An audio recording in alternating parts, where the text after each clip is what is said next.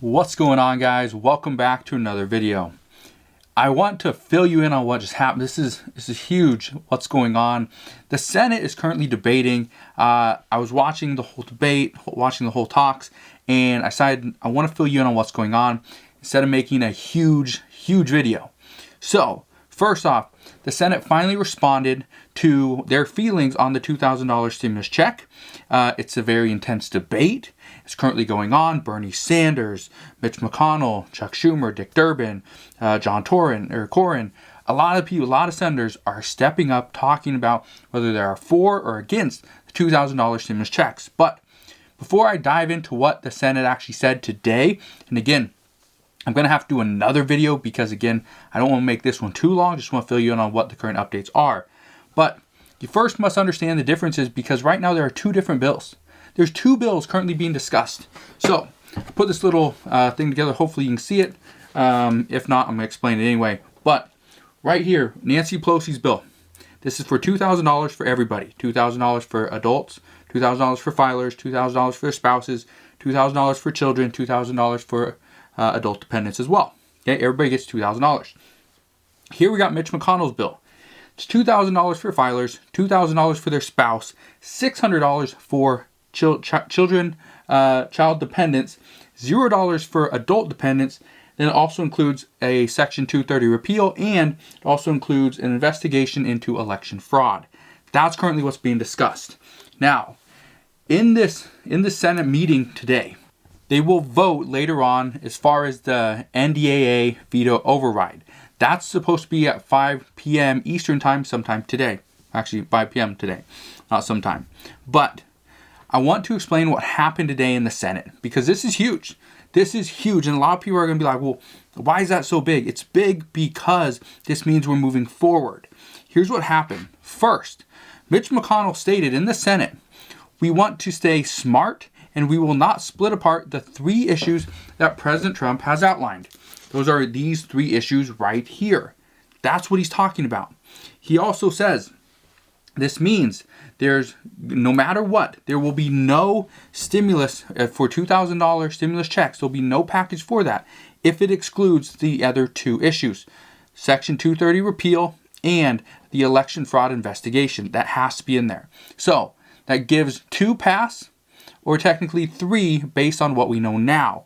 The first path forward, Democrats win both seats in Georgia, which means Democrats would now hold a majority in the Senate, which means Chuck Schumer could bring any bill to the floor that he wants, including the Cash Act, which is Nancy Pelosi's $2,000 bill. He can bring that to the floor. And as we currently know, based on the information that we've seen and heard, there's enough Republicans in the Senate that would vote for this, so it would pass. Path number 2. Democrats get on board with those 3 provisions that President Trump outlined, that Mitch McConnell just said. This is what President Trump wants. So, if we want to get a bill, this has to happen. So, Democrats would have to get on board with that. I do not think this is going to happen, so I think path number 2 is completely just out of the question.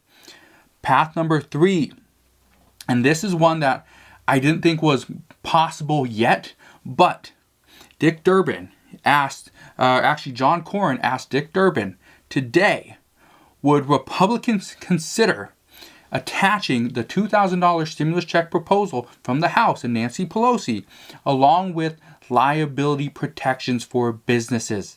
Remember, this is what I said earlier this week, that this would happen. And, well, it did. And Dick Durbin came out, gave a little bit of a speech, and then eventually said no, that they would not consider this because they're two different things. They would not consider this. However, we did hear from Chuck Schumer and Nancy Pelosi today.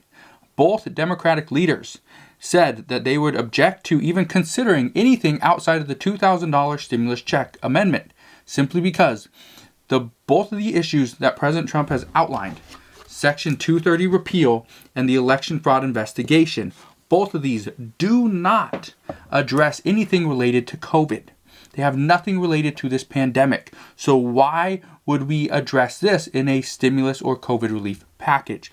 This is exactly what Republicans said just a month ago when Democrats wanted to provide state and local government funding along with the stimulus package because, according to Mitch McConnell, you don't need $250 billion for state and local government funding when they haven't actually had $250 billion in losses due to COVID. So it wasn't a COVID-related issue. So Republicans decided, no, we're not going to vote and support that.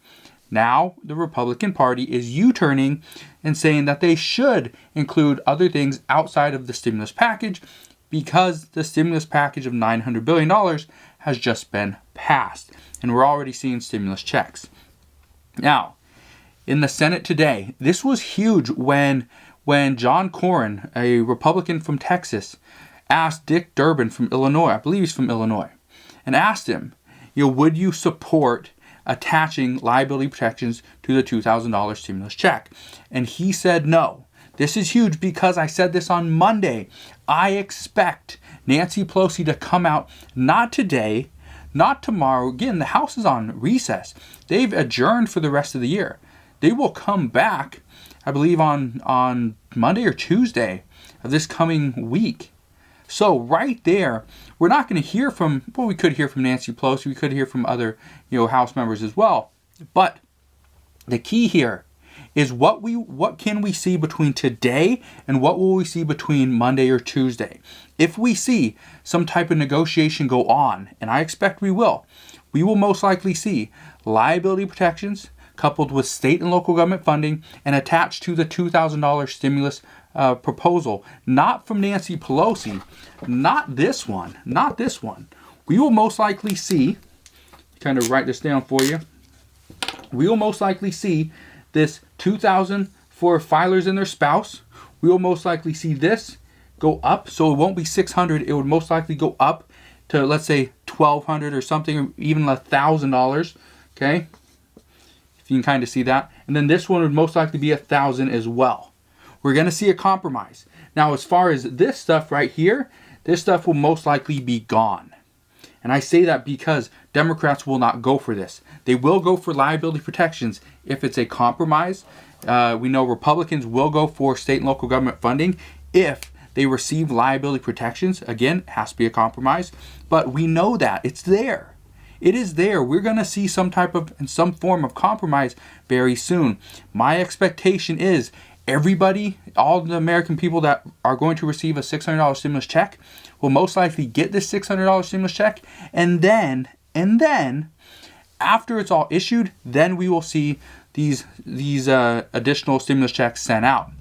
But again, how long that takes and when, we don't know. So right now I can tell you that negotiations are happening. They're happening right in front of our eyes. They're happening on the Senate floor, which is great to see. I love seeing this stuff. It's a very heated debate. I feel like my heart rate's up a little bit, but that's good. That's good. I'm still alive. My heart's still ticking, so that's obviously great. But the key thing right here, okay, is that we heard from Chuck Schumer. He came out today and said that Mitch McConnell is trying to pass unrelated and partisan politics, which is true. Mitch McConnell is doing that. He's trying to pass unrelated issues to COVID, and he's trying to pass partisan bills, these partisan politics, which is the 230 repeal and the election fraud investigation. Those are two things that President Trump wants. At the end of Chuck Schumer's statement, he simply asked for a motion on a vote for the $2,000 stimulus checks without amendment and without objection. As soon as he was finished, Mitch McConnell objected. Then Bernie Sanders stepped up and requested the same motion to vote on $2,000 stimulus checks without objection.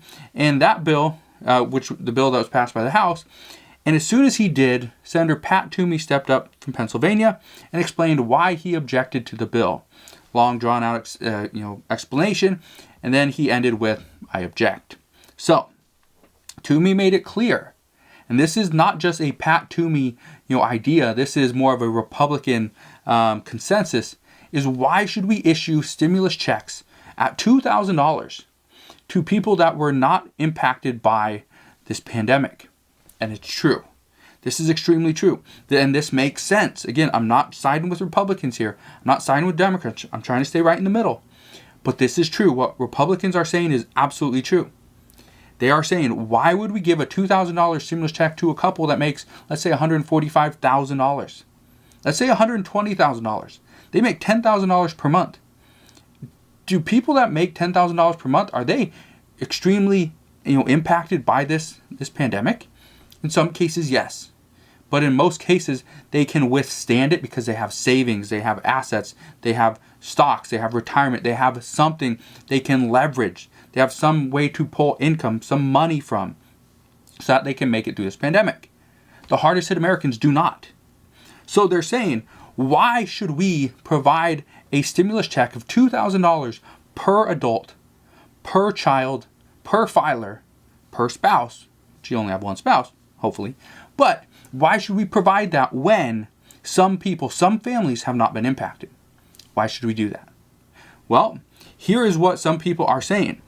If this is to happen and we are to see Republicans open up a little bit and say, okay, well, let's just provide the $2,000 stimulus checks to all filers, all their spouses, okay, all child dependents and all adult dependents. But here's the thing. It's only if they've seen an economic loss. They've only, been, through a tough time in 2020. The only way to do that is to wait, which we have to pause, and we have to wait until after the 2020 federal tax returns are actually filed and accepted. Well, this is where Democrats are right. If they wait until, let's say they filed on March, or actually in April, I think April 15th is usually when it is. So they're filed and accepted, let's say, the end of April. It's highly unlikely, but let's say everyone's filed and accepted by the end of April. That means in May, we could potentially do a stimulus package and provide something to the hardest hit Americans. Well, what's today? Today is December 30th. So we are in December, so we got to go through January, February, March, April, May, 5 months. This is where Democrats are right. We cannot wait 5 months. But then Republicans are right saying, yes, we should provide stimulus checks to the hardest hit Americans. But how do we determine who's the hardest hit? Do we provide stimulus checks to people that have filed for unemployment in the past 8 or 9 months?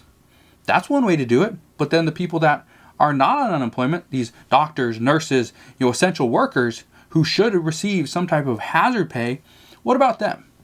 They receive nothing. They get nothing. They get no bonus. They get no additional stimulus check. And so how do you make this fair? And this is the argument, is we need to target the correct people. We need to target the hardest hit Americans. The problem is, how do you determine who's the hardest hit American? People in California that make $5,000 per month, they're going to say, oh, it's not a lot of money because it's very expensive to live in California. But over in Ohio, people that make $5,000 per month, some of them living like kings. In Georgia, you can get a very nice kind of a mini mansion for like $400,000, $500,000.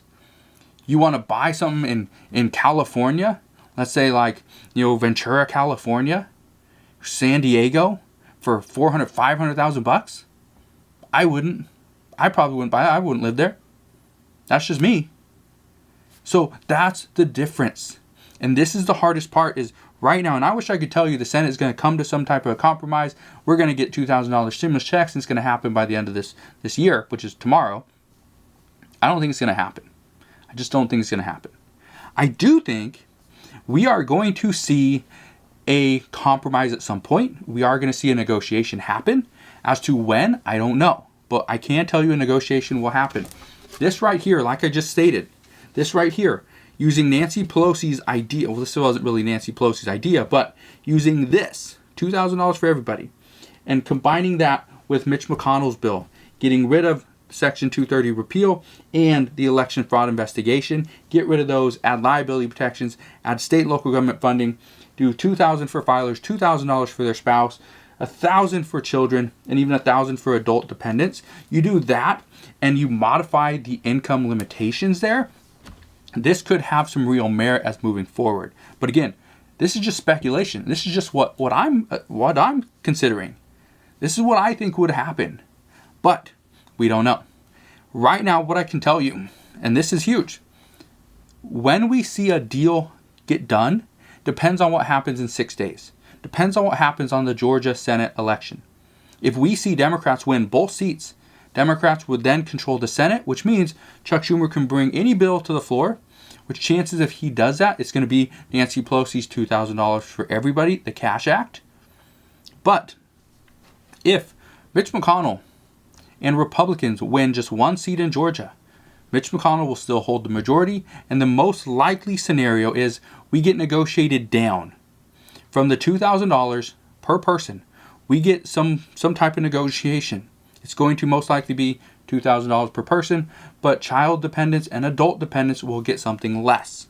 And again, this will most likely include liability protections, and if it's Mitch McConnell's way, he will probably hold up all stimulus checks because of this right here. So this negotiation would most likely only happen if Democrats were to win. But that's just what we know right now. So again, in regards to stimulus, there's still talks. In regards to the stimulus negotiations, it's going to be intense. I don't anticipate we are going to be talking about this for an additional 4 to 8 months. I just don't think it's going to happen. I think if it happens, it needs to happen by the end of February, possibly the early part of March. If it goes farther than that, my expectation is Republicans would just reject everything because states would start opening up. It would be warmer weather across the United States. We're going to see the numbers drop as far as new COVID cases. More people will be vaccinated, although right now it's going out very slowly, but more people would be vaccinated. So that's my anticipation right now. As I know more, I promise I'll share more. Consider subscribing so I can continue to keep you updated on everything that's going on, and I'll see you guys on the next one.